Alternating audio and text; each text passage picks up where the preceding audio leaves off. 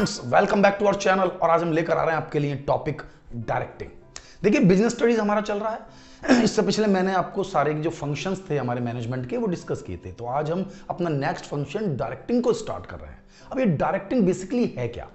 अब नाम से ही क्लियर हो रहा है डायरेक्टिंग, यानी कि किसी चीज को हम डायरेक्ट कर रहे हैं, इंस्ट्रक्ट कर रहे हैं, गाइड कर रहे हैं, है ना भाई। डायरेक्ट करने का मतलब क्या है कि भाई जैसे आप कोई मूवीज देखते हैं तो मूवी में आपने देखा होगा कि डायरेक्टेड बाय, तो किसी भी चीज में एक इंस्ट्रक्टर है जिसके अकॉर्डिंग आप वर्क कर रहे हैं।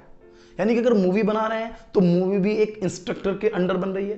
अब आप देखते होंगे जो मूवीज बन रही हैं नई, उनमें क्या देख रहे हैं आप? डांस डायरेक्टर अलग है, तुम्हारे पास म्यूजिक डायरेक्टर अलग है, स्टोरी डायरेक्टर अलग है, सबके लिए अलग अलग डायरेक्शन है और एक मेन डायरेक्टर है। दैट मीन्स कि आपको यह भी क्लियर होगा कि अगर एक ऑर्गेनाइजेशन है तो उसके हर फंक्शन में, हर सिस्टम पर, यानी हर जगह, यानी परवेसिव हेड जो डायरेक्टिंग है। तो बेसिकली अब डायरेक्टिंग को एग्जाम में लिखने के पॉइंट ऑफ व्यू से माइंड में क्लियर करें कि भाई डायरेक्टिंग है क्या। तो डायरेक्टिंग कंसर्न विद किसके साथ? Instructing, guiding, inspiring and motivating. एक ही बात है ना। मोटिवेटिंग, किसको मोटिवेट करना है? Motivating the people.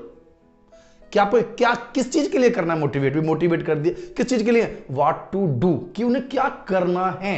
What to do, कि उन्हें क्या करना है। एंड सीइंग, फिर ये देखना, भाई आपने इंस्ट्रक्ट तो कर दिया लेकिन खाली इंस्ट्रक्ट नहीं करना है, फिर ये देखना कि जो काम उन्हें दिया गया है उससे वो बहुत अच्छे तरीके से कर रहे हैं या नहीं, है ना। Do and seeing that they do it to the best of their ability.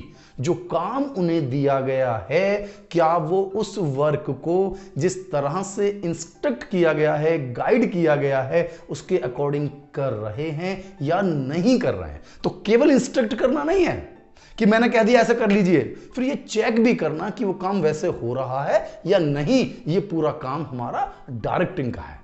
इसलिए डायरेक्टिंग एक बड़ा चैप्टर है, डायरेक्टिंग एक इंपॉर्टेंट चैप्टर है, क्योंकि यहां से हमारी वर्क की स्टार्टिंग है।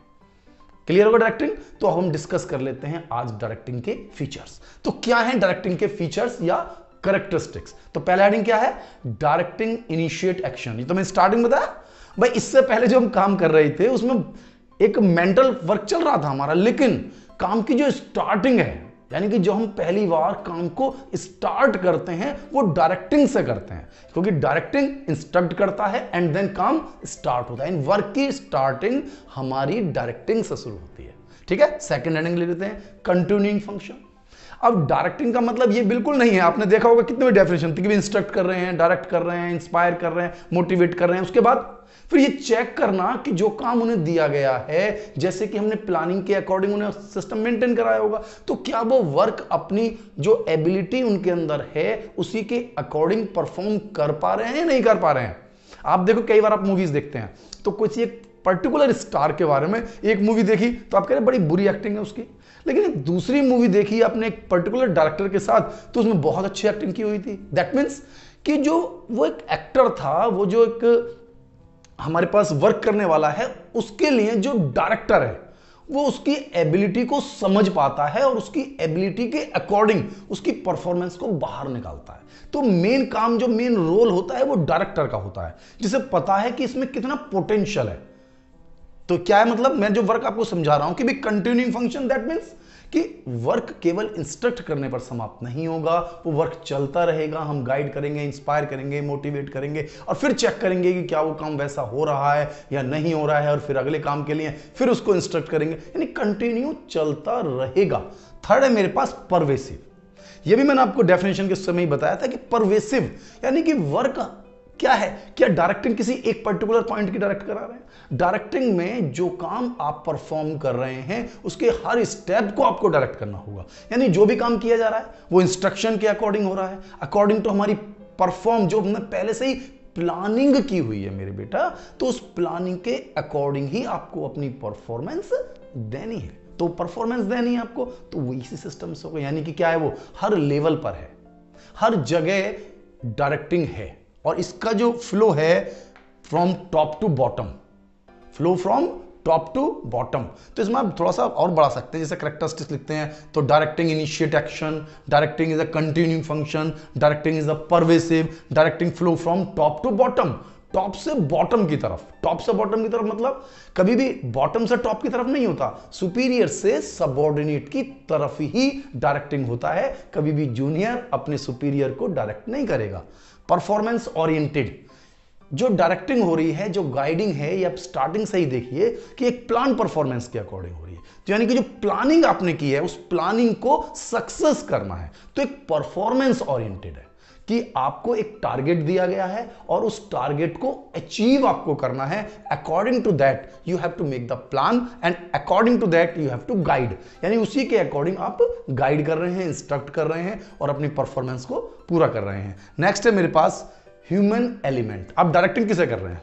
आप डायरेक्टिंग मशीन्स को नहीं कर रहे हैं, आप डायरेक्ट कर रहे हैं ह्यूमन बींग्स को, क्योंकि उन्हें और ह्यूमन बींग्स को डायरेक्ट करना इतना इजी नहीं है।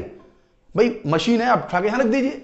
क्या वर्कर्स को, क्या जो हमारे एम्प्लॉइज हैं, क्या हमारे वो सबऑर्डिनेट्स हैं, वो मशीन नहीं है, वो ह्यूमन बींग्स हैं। और ह्यूमन बींग्स को हमें इंस्ट्रक्ट करने के साथ साथ, गाइड करने के साथ साथ इंस्पायर करना होता है, उन्हें मोटिवेट करना होता है और उनकी परफॉर्मेंस को उन्हें समझाना होता है कि वो कितना अच्छा कर सकते हैं, उनमें कितना पोटेंशियल है, उनके पोटेंशियल को समझना होता है। देखिए, तो ये हमारे हुए फीचर्स कि डायरेक्टिंग क्या के जो कैरेक्टरिस्टिक्स हैं वो क्या है। अब थोड़ा सा हम इसकी और चीज पढ़ लेते हैं। भाई इंपॉर्टेंस, देखिए कुछ नया नहीं है, नया नहीं है, आप बिल्कुल ध्यान से पढ़िए कि जो कैरेक्टरिस्टिक्स हैं वो इंपॉर्टेंस है। भाई इंपॉर्टेंस क्या है? अब देखिए, इनिशिएट एक्शन, अभी मैंने आपको बताया था कि काम की शुरुआत कहां से होती है। इंटीग्रेट एम्प्लॉइज एफर्ट, यहां इसका मेन काम है इंटीग्रेशन करना। अब वर्कर्स या जो हमारा वर्क परफॉर्म है उसको इंटीग्रेट करना। इंटीग्रेट कई चीजों से करना होता है। जो हमारे सुपीरियर, सीनियर और सबऑर्डिनेट है उनके रिलेशनशिप को मेंटेन करना है।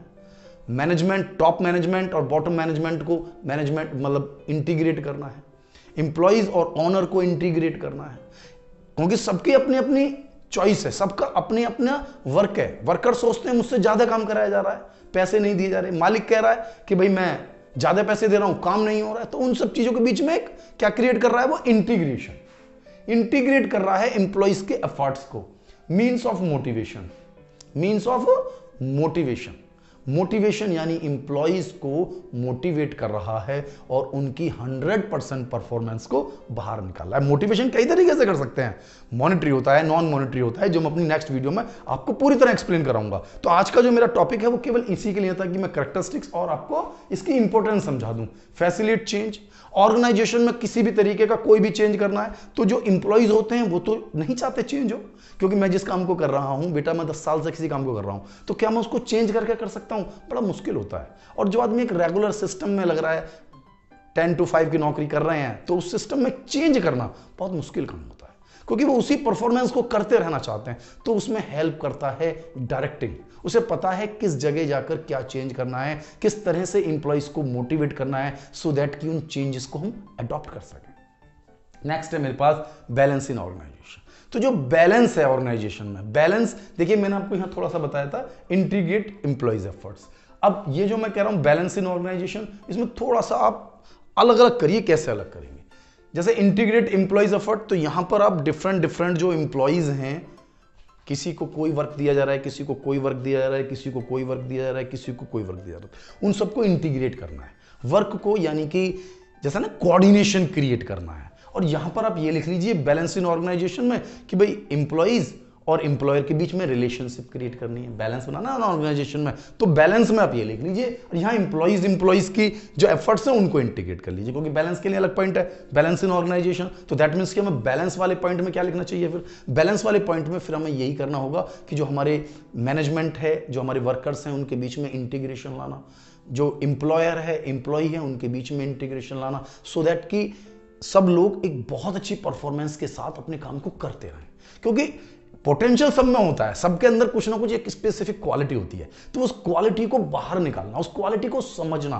भाई स्पेशलाइज कर चुके हैं हम ऑर्गेनाइजेशन में, तो उनके अंदर हमने क्वालिटी तो पहले से ही डिसाइड कर ली थी। अब हमें पता चल चुका है कि किस व्यक्ति को क्या काम करना है और कैसे कराना है।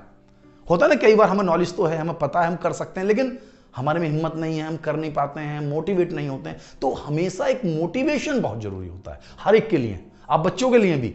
आपको स्टडी में अगर आप मोटिवेट नहीं करेंगे तो आप बढ़ नहीं पाएंगे आगे। आपको लगातार मोटिवेशन की जरूरत है, जिसके कारण आप ज्यादा स्टडी कर पाते हैं। मोटिवेशन अलग अलग हो सकता है, वो हम मोटिवेशन के टॉपिक में डिस्कस करेंगे। तो आपको ये मेरी वीडियो आज कैसी लगी? वीडियो को लाइक करें, चैनल को सब्सक्राइब करें, और इससे भी जरूरी है कि यदि आपने अब तक बेल आइकन प्रेस नहीं किया है तो बेल आइकन को प्रेस कर ले मेरे बेटा, जिससे कि मेरी जो नई वीडियो है उनके नोटिफिकेशन आपको लगातार मिलते रहें। थैंक यू, मिलता हूं नेक्स्ट वीडियो में।